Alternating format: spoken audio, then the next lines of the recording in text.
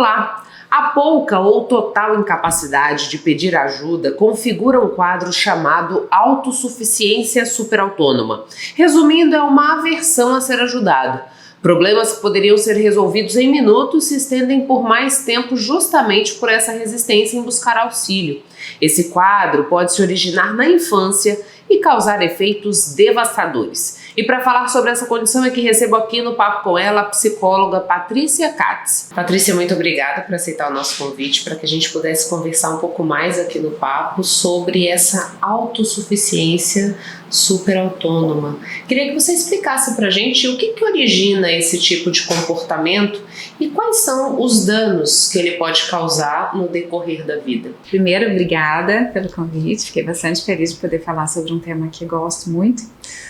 Autossuficiência superautônoma é um termo designado para pessoas que têm uma aversão exacerbada em pedir ajuda para qualquer coisa. Quer dizer, é claro que em graus menores todo mundo pode ter isso um pouco. A questão é que tem pessoas que realmente no seu trabalho, às vezes, ou na sua casa, acabam se ocupando com excesso de atividades e de tarefas sem que elas possam pedir ajuda. Elas não se permitem pedir ajuda, né? Ou seja, em casa, seja no trabalho. Então são pessoas que são tidas como pessoas que têm que tem essa característica assim de serem conhecidas como aquela que ajuda, aquela pessoa super solícita, aquela pessoa que está sempre se colocando atrás para colocar o outro na frente. Só que as consequências disso podem ser muito, muito sérias. Isso é bem comum, né? Na nossa sociedade a gente vê, todo mundo conhece alguém que é um super Palpa toda obra, é super sobrecarregado, e geralmente isso é uma construção, é uma adaptação que a pessoa faz de forma inconsciente. Ninguém nasce assim, né? Então assim, o bebê nasce chorando, ele nasce incomodando os pais, né? Ele nasce fazendo os pais perderem o sono. Então nenhum bebê fica preocupado se ele está incomodando os pais. Isso é uma coisa que vai se constituindo à medida que a gente vai crescendo e vai vendo que a espontaneidade incomoda, né? Então, aonde começa isso? Sempre dentro da família, né? Então aquela criança, ela vai percebendo, ela vai começando um dilema muito profundo, que é: se eu mostrar os meus sentimentos, eu percebo na expressão dos meus pais, eu percebo uma desaprovação, né? Se eu falo sobre uma necessidade, se eu demonstro as minhas emoções, eu não sou aceito. Então, a criança vai aprendendo a reprimir e a suprimir as emoções. Ela vai aprendendo a colocar isso para baixo e se colocando numa posição de estar sempre de prontidão para ajudar o próximo, porque assim que ela ganha a aceitação e o amor.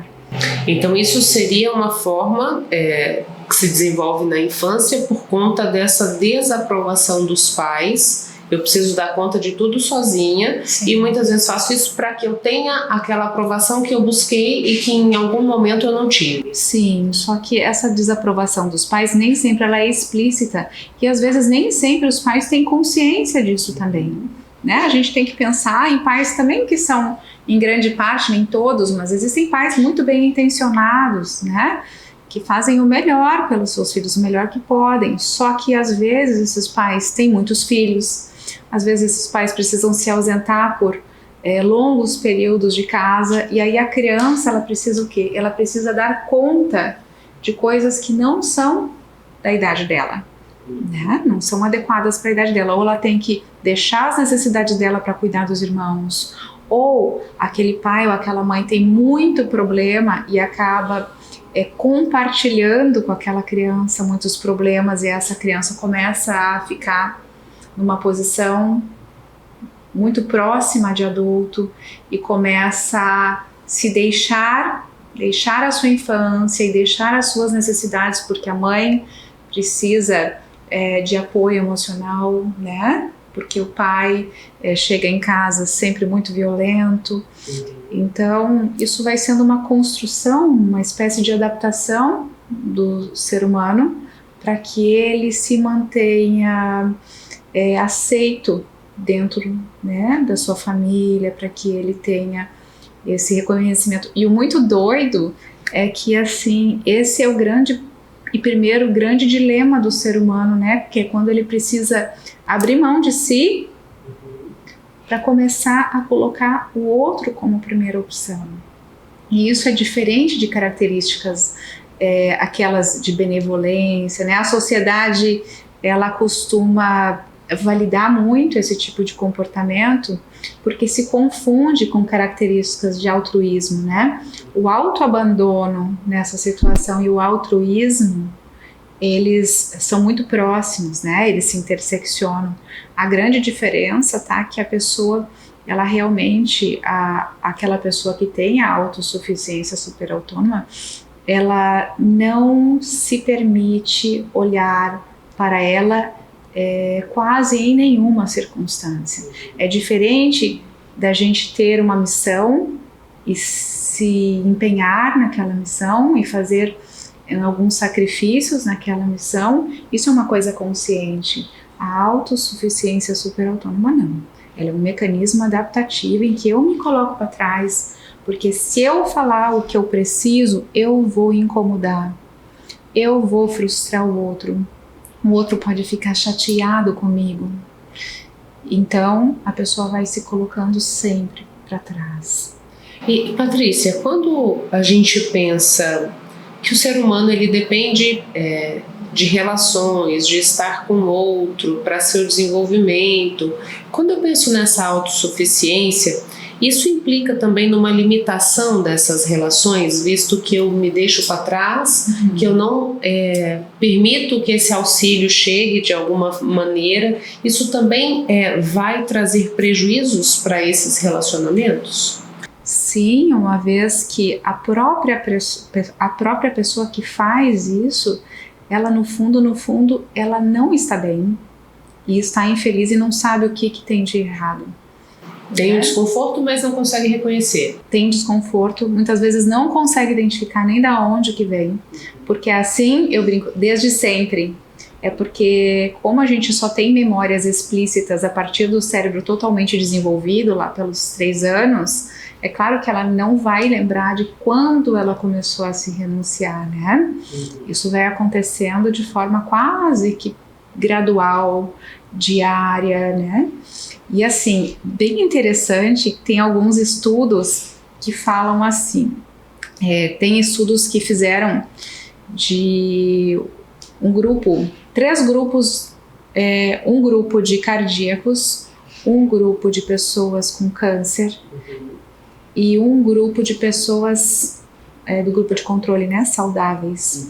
E aí, o que eles fizeram? Eles expuseram essas pessoas a telas com frases negativas, frases provocativas negativas. Por exemplo, tu é feio, tu vai sofrer a vida toda, tu tem culpa sim.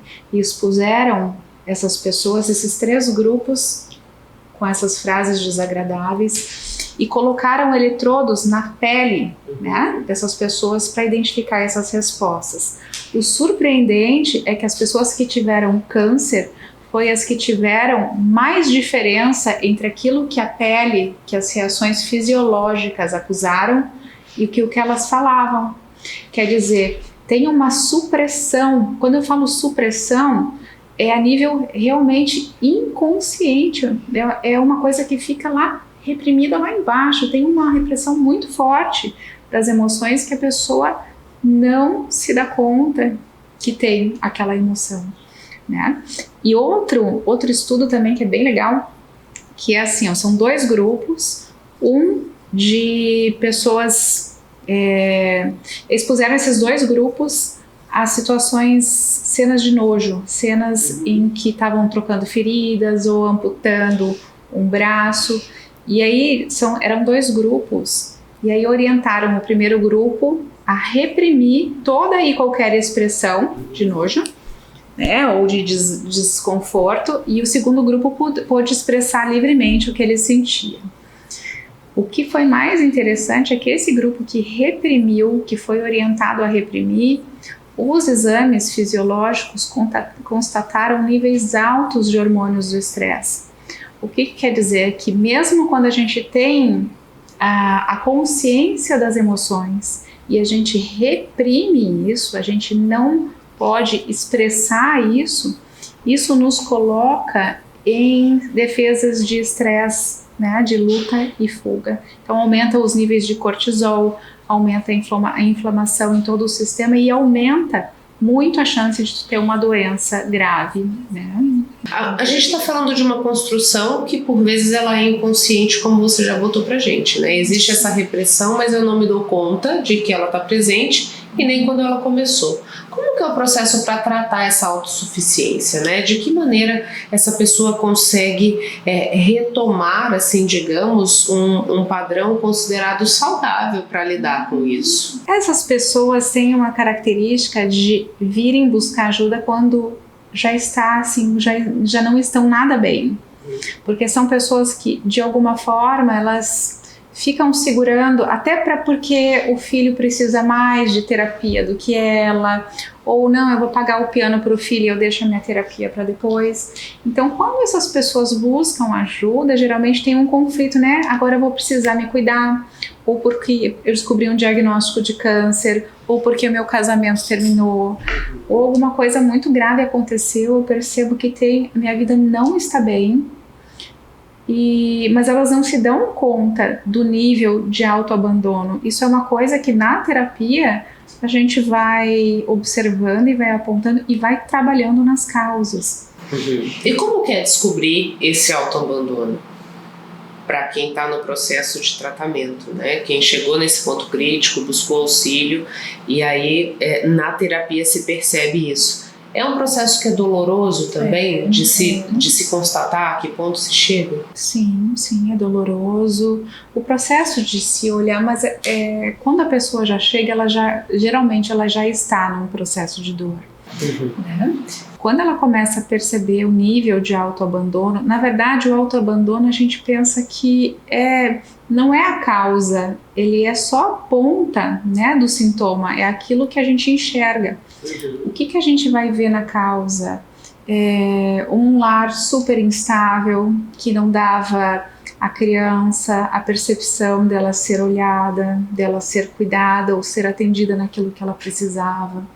Então, o tratamento consiste em trabalhar nas raízes do trauma mesmo, né? Nas raízes lá da infância e a pessoa, e como eu trabalho com terapia MDR, né, que é uma terapia neurocerebral, eu vou realmente ajudar a pessoa a liberar esses bloqueios, assim, todas as crenças negativas sobre ela que tem raízes na infância, os traumas de infância, para que ela possa não só se dar conta, mas trabalhar nas raízes disso, que impedem que ela realmente possa se cuidar melhor. Como que fica, Patrícia, se, por exemplo, eu passei a vida nessa autossuficiência, não busquei ajuda, não fiz o tratamento, chego na minha velhice? Porque a velhice costuma ser uma fase que a gente precisa do auxílio do outro em determinadas situações, né? Como fica para essa pessoa quando se avança na idade e não se tem esse acompanhamento e essa percepção? Nossa, é muito difícil, porque a velhice é realmente uma época em que a gente vai precisar de ajuda. Eu acho que isso é uma consciência que todos os seres humanos precisam ter, né? A gente diz não, porque na minha velhice eu não quero dar trabalho para ninguém. Não quero depender de ninguém. Gente, isso não existe. A gente tem que escolher de quem que a gente vai preferir depender, se no caso a gente precisar, né? Então, a dependência, ela é uma coisa inerente ao nosso processo final, né? Claro, existem aqueles que não passam por isso, mas se vivermos bastante, né? Se tivermos uma vida com bastante longevidade, se supõe que a gente vai chegar ao momento de depender de alguém, né? Então, não só a autossuficiência, ela traz bastante sofrimento, porque a pessoa, ela passa muito trabalho, né? Ela, em vez de pedir, por exemplo, eu me mudei. Em vez de ela contratar alguém ou ela pedir ajuda para amigos, né? Caso ela não queira contratar ninguém, não, ela dá conta de tudo sozinha. Essa coisa do eu dou conta e eu não vou pedir, porque se eu pedir eu vou incomodar, né?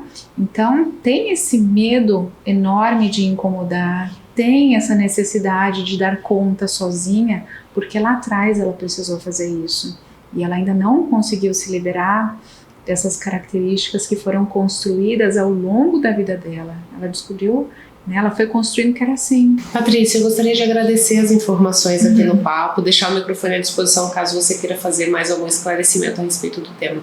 Sim, obrigada. Eu agradeço a oportunidade da entrevista. É sempre muito bom poder falar sobre o comportamento humano.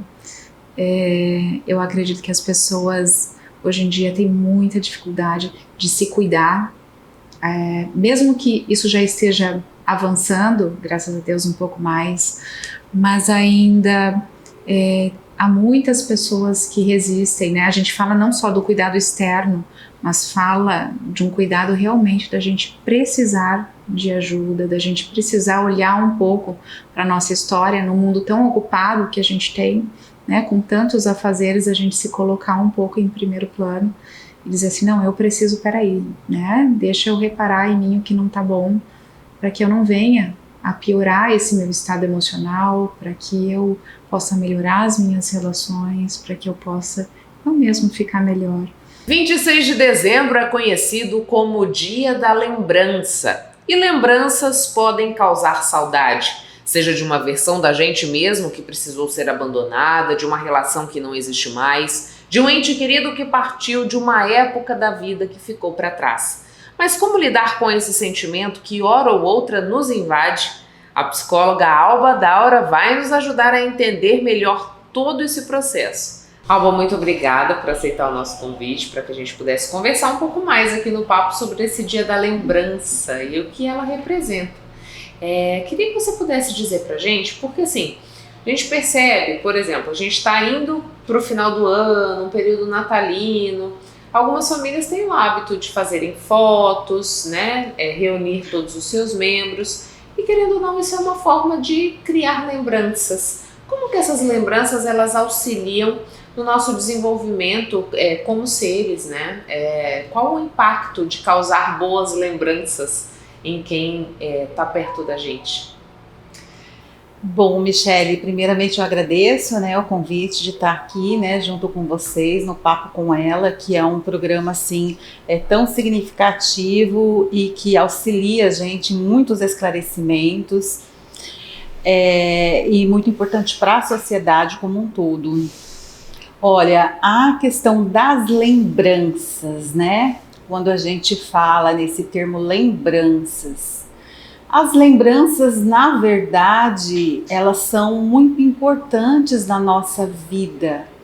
Por que elas são importantes? Quando eu rememoro lembranças, eu estou, em verdade, olhando para mim, para minha história e o que eu sou hoje a partir da minha história, né?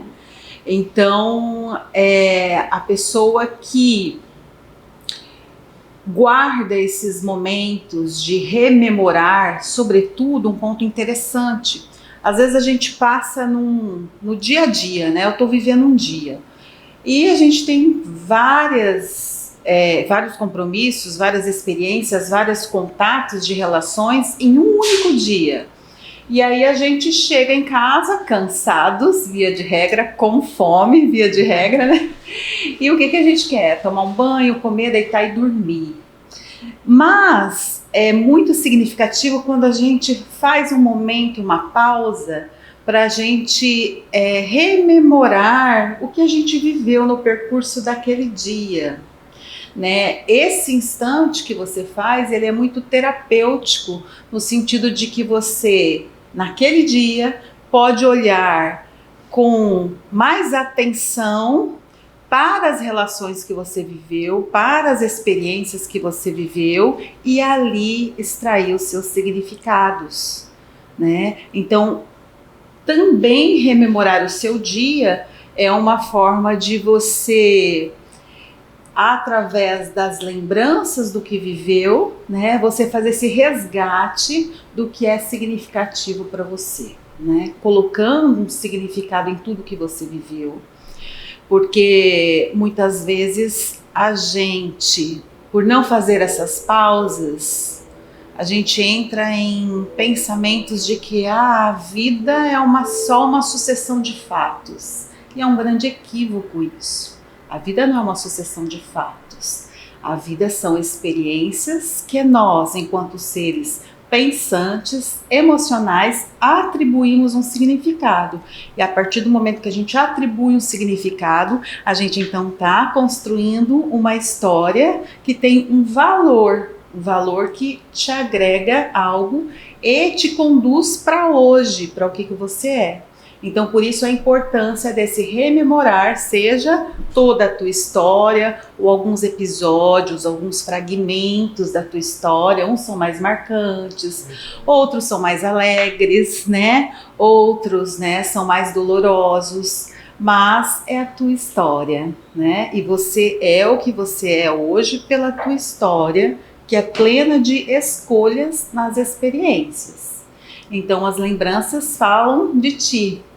Mas o que você faz das lembranças, né, é o que vai te conduzir para um significado de plenitude, de leveza, ou talvez, né, para te conduzir em questões aí que já a gente falando de memórias e lembranças, a gente pode caminhar para a questão da saudade, né, às vezes uma certa melancolia, uma certa nostalgia.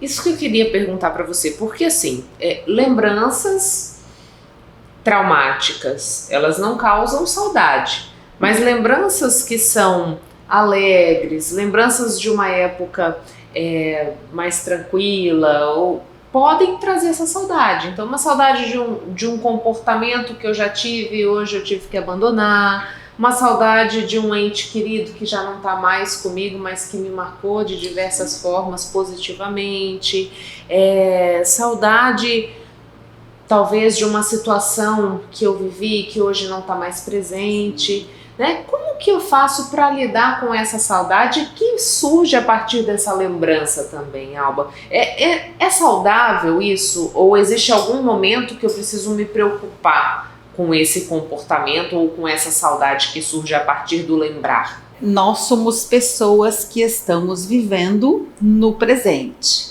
né?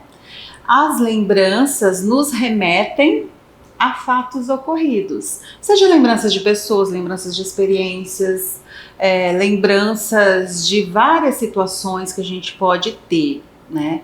A lembrança ou a saudade que advém da lembrança é saudável? Sim, é saudável, porque a saudade é um sentimento, né, natural, espontâneo, que brota, né, e brota através, né, de essas memórias, destes pensamentos e destes sentimentos. E se brotou ali na gente, a questão é: por que eu estou sentindo essa saudade? Né? E se veio alguma lembrança específica, vou rememorar isso. Né?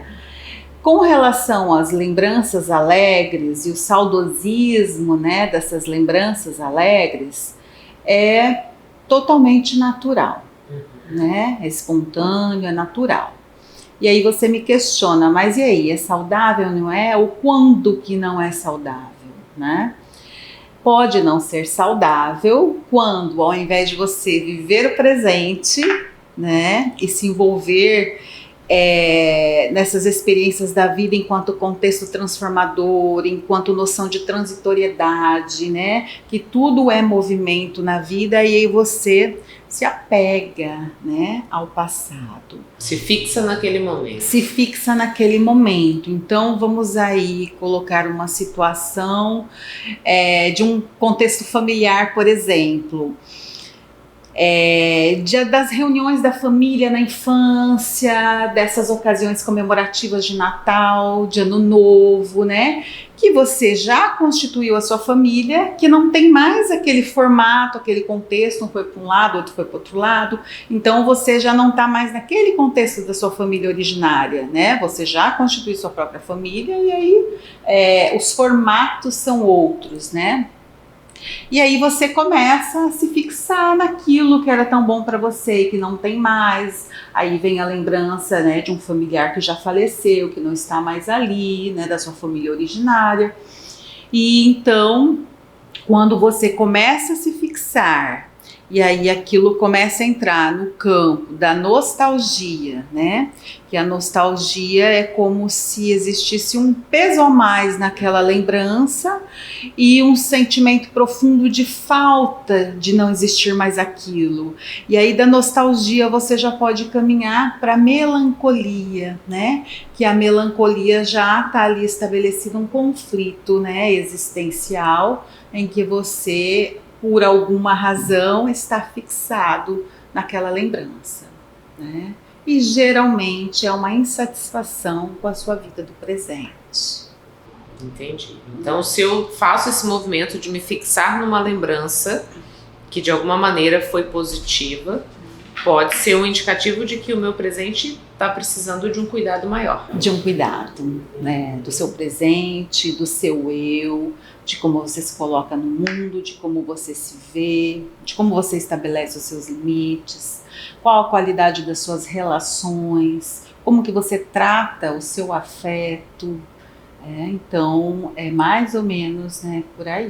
Eu lembro que na época da adolescência, Alba, eu tinha uma prática, hoje não faço mais isso, mas era muito recorrente de ter o diário. Né? No diário a gente escrevia o que acontecia durante o dia, tinham as datas que eram mais marcantes, ali a gente punha ou uma foto, ou uma flor, alguma coisa que remetesse àquele momento. E você falando sobre fazer o balanço do dia, me veio essa lembrança do diário, que acabava sendo uma forma da gente entender até a nossa caminhada, né? É legal a gente ter essa prática, isso ajuda a gente a fazer esse balanço, de saber quanto a gente já caminhou, que pontos precisam ser aperfeiçoados, né, ou que merecem mais atenção. Olha que interessante sua pergunta, porque à medida que você ia me falando, eu lembrei do diário de Anne Frank. Veja, o quanto que é importante. Não só importante, como é um recurso terapêutico, né? Então a Anne Frank, como que ela escrevia diariamente ali no seu diário, né, naquela situação em que eles estavam no esconderijo, né, para que eles não fossem pegos pelos nazistas. Eu tive a oportunidade de estar lá em Amsterdã visitando, né, o Museu de Anne Frank, recomendo para todos, porque é um momento histórico, mundial, que todos nós devemos conhecer a fundo. E então, né, o que se tornou as memórias dela, que depois vieram à tona, e de uma certa forma hoje, quando a gente lê o diário de Anne Frank, o que acontece? É um processo em que a gente mexe nas nossas próprias emoções, porque ali era uma criança passando por um episódio jamais visto na humanidade, né? Nos olhos dessa criança, mas que aquele momento, aquele episódio requereu dela, digamos assim, um amadurecimento para além da sua idade, e aquele diário a gente pode considerar como um recurso, um auxílio para ela num momento de grande dor, né? Porque depois eles são descobertos do esconderijo, e aí cada um vai para um campo de concentração. E a história dela hoje é conhecida pelas lembranças desses momentos, pelo diário, por tudo que ela escrevia ali, aquelas emoções, né, tudo que ela sentia, os processos de insegurança, de medo, né? Então é um recurso também dentro da psicoterapia. Às vezes quando a gente trata traumas, principalmente, casos de depressões, né, a gente recomenda para quem gosta de escrever, porque tem gente que não gosta de escrever, não tem, né, essa disposição, mas para quem tem é extremamente terapêutico.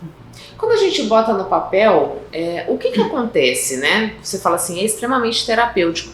Por vezes, quando a gente para e começa a escrever aquilo que vem, quando você vai ler depois, você fala assim, nossa, nem sabia que era isso que estava se passando, né?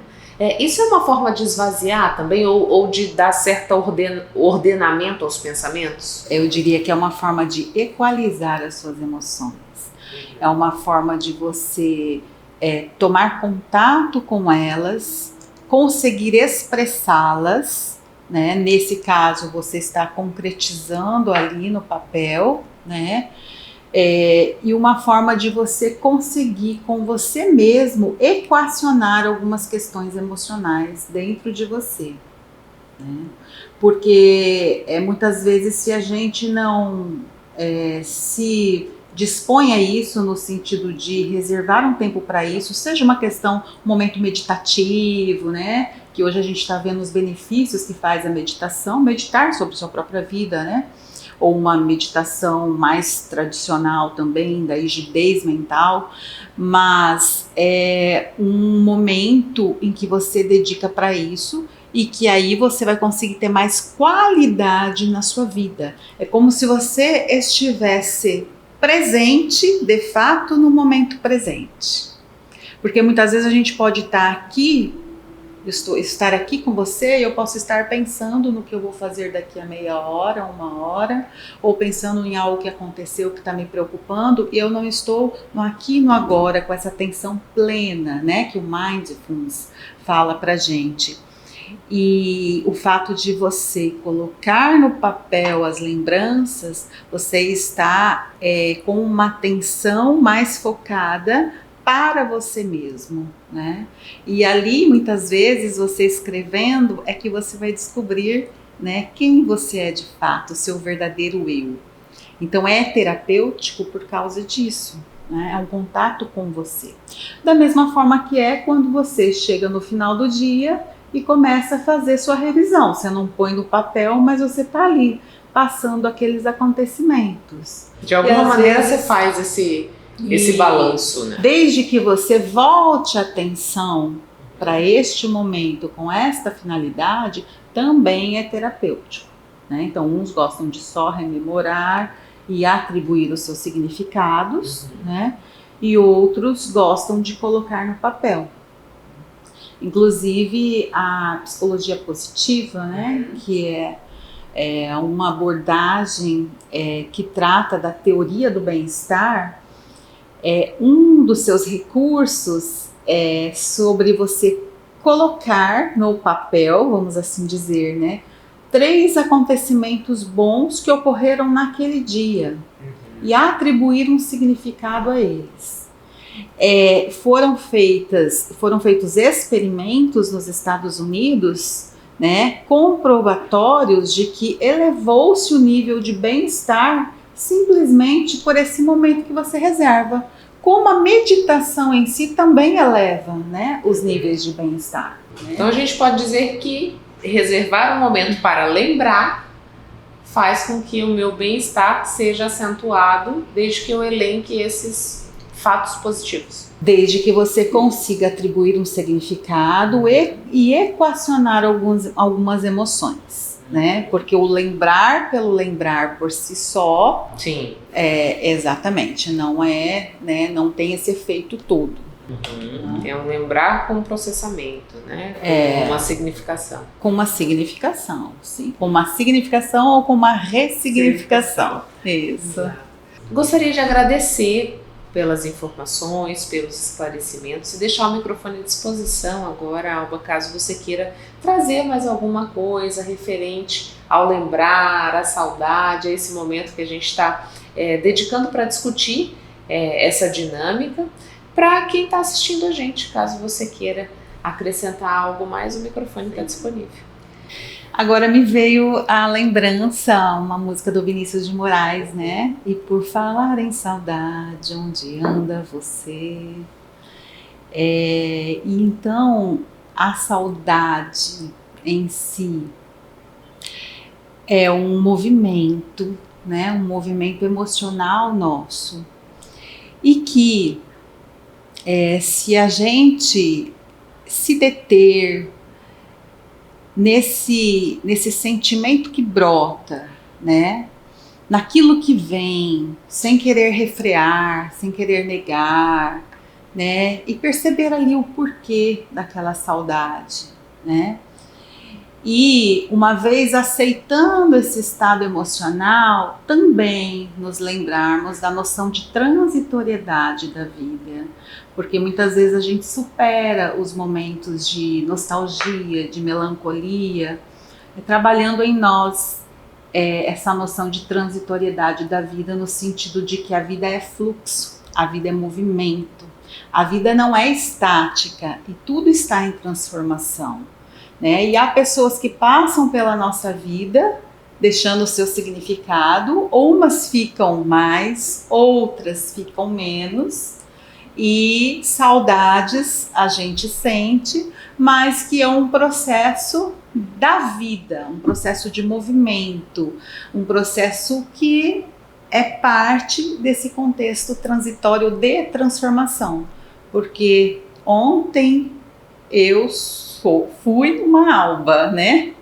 Hoje eu sou outra. A partir dessa experiência, já estou somando significados e ressignificações na minha vida, né? Assim como de 10 anos atrás, né, eu era uma outra pessoa. Então, significando dizer de que nós estamos em transformação e a vida é constante mudança. E saudades são naturais, fazem parte do nosso contexto.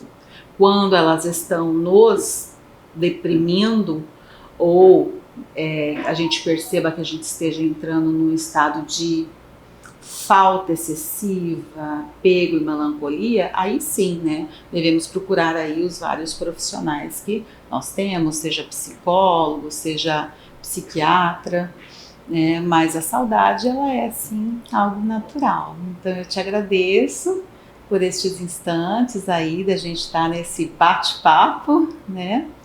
E deixar aqui também, né, o meu Instagram para quem quiser entrar em contato, né, que é @albadaura.psicóloga. Lá nós temos alguns posts sobre ressignificação, que são muito interessantes, sobre perdas, sobre luto também, que são informações que auxiliam as nossas reflexões.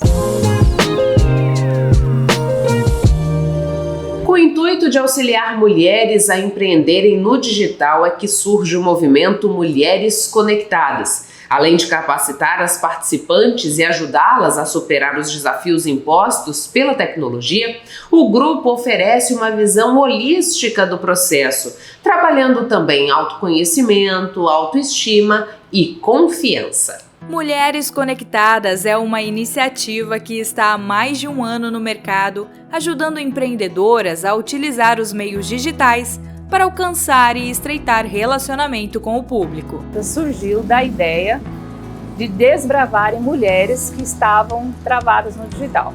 Conforme eu fui tendo clientes, eu vi a necessidade delas em ir para o digital, mas elas não sabiam nem como começar e nem como fazer todo o processo passo a passo. Então, eu juntei uma equipe de mulheres aonde eu vi internalizado a necessidade de cada uma desbloquear. Então aí eu venho com a Erlen, né? Eu venho com a Mônica, que é rotina matinal. A Erlen é terapeuta, é advogada. Eu venho com a Cleo, que é o autocuidado, massoterapia, estética. Eu venho a Mônica, é totalmente rotina matinal, porque como é que você vai aguentar o batidão do dia a dia para fazer conteúdo digital, cuidar de casa, né, empresária, mãe, se você não tem uma rotina, se você não tem uma coisa programada. Através de workshops e palestras, utilizando vários métodos como estratégias de marketing digital, técnicas de gestão, inovação, criatividade, mais de 100 mulheres já passaram pelo projeto. Não temos pré-requisitos. A mulher precisa tomar uma decisão. O princípio principal é: eu quero fazer, eu quero ser, eu quero estar. A partir do momento que ela tomar essa decisão, a nossa equipe consegue avançar com ela. Esse projeto ele tem me trazido assim, muitas coisas boas, eu tenho aprendido muita coisa boa, eu desbloqueei porque antes eu não gravava, eu tinha muita vergonha das câmeras, não gostava da minha autoimagem, então desbloqueei a autoimagem, né? O que esse projeto me trouxe? Eu aprendi a me valorizar como mulher. E isso eu também tenho passado para as minhas clientes, para as minhas amigas. O grupo é composto por 5 profissionais de diversas áreas que dão suporte para as empresárias que desejam crescer nos meios digitais. A mulher, às vezes, ela tem um talento, mas ela não sabe expor e demonstrar o que ela precisa. Às vezes ela tem medo do sucesso, às vezes ela tem medo de dar o próximo passo. Então, quando ela sai desse ponto A para ir ao ponto B da evolução, eu entro nesse percurso para falar para ela sobre postura, sobre oratória, sobre entendimento do que ela pode. Às vezes ela tem algum bloqueio interno, eu faço com que isso aflore, seja curado, e quando retorna essa energia para ela realmente seja forte o suficiente para caminhar de uma forma mais leve. A minha profissão eu também posso levar para o digital? Sim, eu posso. Como? Com mentoria, com aulas gravadas, né? Posso gravar o meu produto, fazer o meu produto, gravar, vender nas plataformas. Qual é a função? Ajudar essas mulheres que não encontram tempo para cuidar de si mesma. O digital, a função é essa. O autocuidado também ele é necessário. Qualquer negócio, prestação de serviço, ideia ou conteúdo podem fazer parte dessa rede. E nós deixamos o convite para vocês. O nosso Instagram se chama @mulheresconectadas com 2 N's, tá? E se vocês quiserem falar conosco, é no meu telefone no WhatsApp, 659 9304 1052. Criado em 2006 para preservar a memória da vida cuiabana e mato-grossense, o Museu da Imagem e do Som de Cuiabá guarda acervo que fornece elementos para pesquisa histórica, valorizando a diversidade da cidade. O espaço ainda abriga exposições e mostras de fotografia e vídeo. O Museu de Imagem e Som de Cuiabá Lázaro Papazian, o MISC, é recheado da história cuiabana. Seu acervo tem documentos fotográficos e sonoros que remontam aos anos 1910. O museu tem várias salas temáticas com personalidades importantes, como Alves de Oliveira, um dos maiores radialistas de Cuiabá nas décadas de 1950 e 60. A entrada do nosso museu você já começa com a música, uma singela homenagem ao mestre Inácio, que morou ali ao redor do Baú Sereno, né? Então, uma das primeiras escolas de música. Então, você encontra ali fotografias, né? Ele era muito devoto de Santa Cecília, então você vai encontrar essas festividades em homenagem ao mestre Inácio e um banner que traz o documentário sobre a história e vida do mestre Inácio. Então, as pessoas já, de entrada, já entram com a música e são recebidas com essa sala do mestre Inácio. E para aquele período você não tinha Alexia e muito menos inteligência artificial, mas você tinha algo muito especial que era o ser humano que cantava a Garganta de Ouro pelos festivais a qual eles participavam. Então vocês vão encontrar um pouco desse encanto e dessa magia no MISC, né? Eurípides Andreato e Lázaro Papazian são os responsáveis pela maior parte do acervo fotográfico, com mais de 30 mil fotos, que nos permitem passear pelo tempo e pela memória da vida cuiabana e mato-grossense. O acervo é maravilhoso porque é uma forma de se preservar esse patrimônio de imagem e som, esse patrimônio material e imaterial dos equipamentos, né? Um povo sem uma história positiva como um veículo sem motor não sai do lugar. Então, todas as pessoas que veem cada imagem, cada aparelho que eles veem, remete à história do vô, do pai, da mãe. Então a importância de se preservar é preservar a memória de Cuiabá, a cultura de Cuiabá, a essência, né? Então preservar esse patrimônio é preservar a vida e a memória de cada cuiabano e aqueles que Cuiabá abraçou como seus filhos também. Além de poder ver câmeras antigas, finis e outras relíquias, o local também é um centro cultural que realiza cursos de fotografia, oficinas, mostras e exposições. Nós temos aqui também um auditório com capacidade para 50 pessoas, então quando o público-alvo é escola pública, privada, universidade, eles agendam e aí nós, de acordo com o tempo de cada um, a gente passa alguns documentários, né? para as crianças, adolescentes, adultos e universitários. E sábado e domingo, com ofícios, nós abrimos também para atender a população. E o MISC é isso, né? O MISC é um pouco casa de mãe, né? Sempre tem esse carinho, esse aconchego.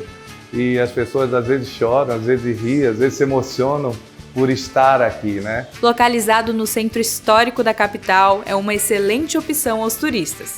A construção é uma das mais significativas da cidade, no sobrado que era a residência do alferes Joaquim Moura, responsável pela cobrança dos impostos da época. Nós estamos aqui na Voluntário da Pátria, ponto de referência, Igreja Nosso Senhor dos Passos. Então, por favor, sejam bem-vindos e venham nos visitar. De segunda a sexta, das 8 ao meio-dia, fechamos para o almoço, abrimos às 14 horas e vamos até às 18. Cuiabá cedia pela primeira vez a exposição imersiva Paisagens de Van Gogh, um mergulho na obra e vida do artista pós-impressionista. Está aberta até o dia 30 de dezembro a exposição multissensorial Paisagens de Van Gogh no Goiabeira Shopping. Faz parte da programação Natal das Artes. A exposição imersiva Paisagens de Van Gogh é um presente do Goiabeira Shopping para a comunidade cuiabana, né, que marca esse ano de 2023, né, como um ano de reconciliação com o mercado cuiabano, um ano que a gente traz grandes eventos, traz novidades para a cidade, para o estado, e também marca o início das comemorações de 35 anos do Goiabeira Shopping, que vão ser feitos agora em 2024. A gente fala que a gente é o shopping do coração do cuiabano, então era muito injusto que a gente trouxesse uma exposição à altura, que a gente trouxesse uma exposição que marca realmente o coração e a alma das pessoas. São 8 salas temáticas que exploram os principais momentos do artista holandês do século XIX, um verdadeiro convite a conhecer a genialidade do pintor. Essa exposição que traz 8 ambientes diferentes com uma experiência multissensorial, olfativa, auditiva, visual, onde em cada uma delas a gente convida a pessoa a ter uma experiência pessoal através das obras e de um recorte de vida do Van Gogh. Essa pessoa que era considerada fora dos padrões de uma sociedade de 1888, onde os transtornos mentais que ele possuía ainda não eram debatidos com profundidade, e a gente traz essa provocação de como a arte pode ser um instrumento, né, de expressão, um instrumento de ajuda, de apoio, de suporte a mentes que não se encaixam nesse padrão que a sociedade às vezes impõe. Van Gogh é considerado um verdadeiro gênio da pintura, um dos maiores expoentes do pós-impressionismo. Suas obras foram valorizadas somente após a sua morte. Ele usava a arte como meio de sobrevivência à agitada e instável saúde emocional e psicológica. A gente está recebendo feedback muito positivo, porque é a primeira vez que esse tipo de exposição vem para o Mato Grosso. Então, além de ser um evento inédito, é um evento cultural, e a gente acredita que o shopping ele tem uma função social não só de entretenimento, mas também de produção de conteúdo, de agregar valor através da cultura, da arte. Então, para a gente tem sido uma honra enorme oferecer humildemente esse presente para a comunidade cuiabana, que tem aceitado muito bem. A gente tem aí tido dias de capacidade máxima. É uma grata surpresa que a gente tenha uma recepção tão positiva. A gente esperava que fosse bom, mas tem sido muito melhor do que a gente esperava. A exposição fica aberta todos os dias das 13 às 21 horas. Você pode comprar o ingresso na hora ou pelo site da Simpla para se adiantar, pois a imersão é feita em grupo.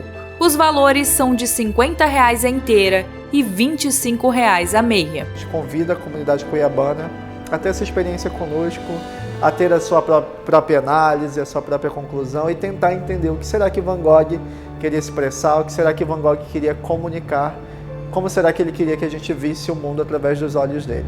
O Papo com Ela chegou ao fim, eu agradeço a você que ficou comigo até este momento e aproveito para fazer um convite. Siga o Papo com Ela no Instagram, no Facebook e se inscreva também no nosso canal lá no YouTube. Lembrando que você pode nos ajudar a fazer o Papo com Ela, mandando o que você gostaria de assistir aqui, seja numa entrevista ou nas nossas reportagens. A gente espera a sua participação. Tenha uma excelente semana e a gente volta domingo que vem às 9 da noite aqui na TV Cidade Verde. Eu espero você. Um beijo e até lá!